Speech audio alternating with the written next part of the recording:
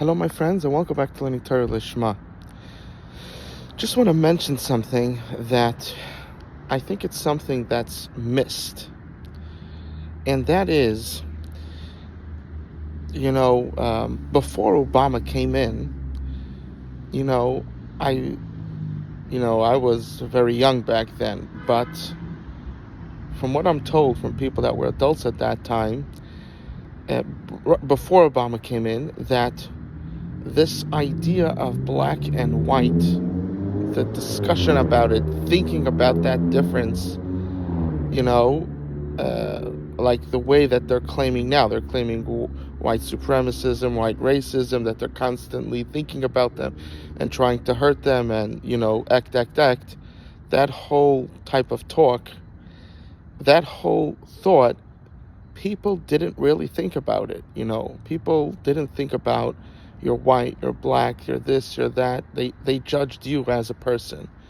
And that's what was happening. When Obama came in, he started to create this rhetoric of white and black.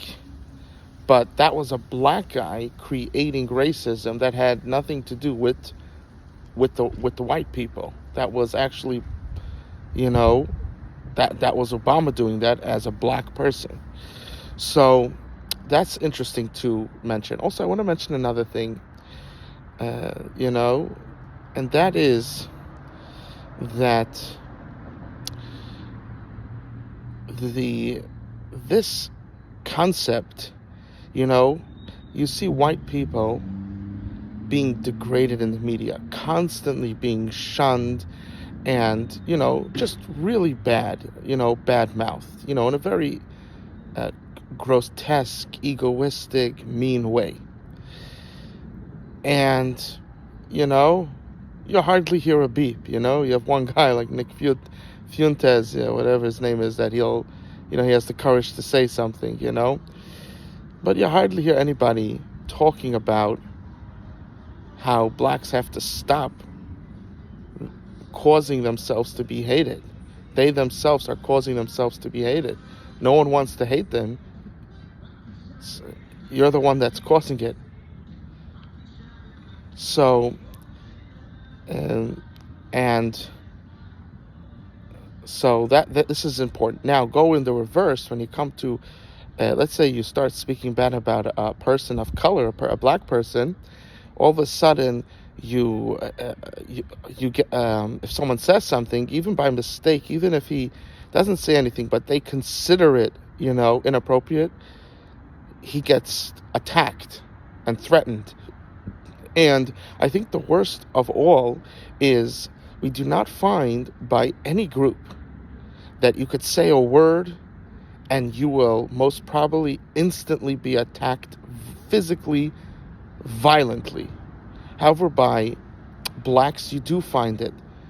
This idea that you could say the N-word, and if you say that to a black, you will be instantly attacked. This forces them to go down a level in humanity. The idea of a human being is that you have free choice, you make decisions, you don't run to the decision of violence.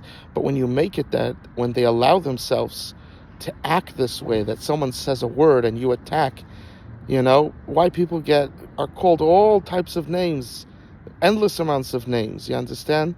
And you don't find them attacking, that all of a sudden you say a word, you get attacked. But, the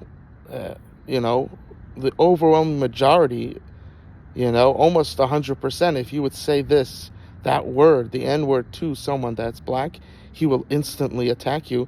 This forces them to be, a lower class. This forces them that their status is lower. Their whole community becomes lower because of this. And this is a dangerous way to bring up your child. Black people must bring up their children not to think this way.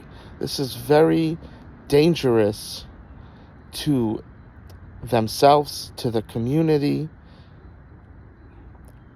It ruins it, because when you're easy to violence, then you're easy to violence in all areas.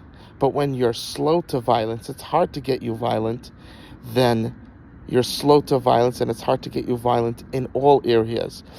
And people don't want to deal with violent people, and then they do not get the, that takes away their potential good positions in life. And this is something to think about and something to fix. And I think this is something that could really help them. You have to directly teach your children not to get violent, even if they say the N-word, that you have to be above all of this. You make your millions, you make your billions. Who cares what someone else says? I love you, and Hashem loves you more.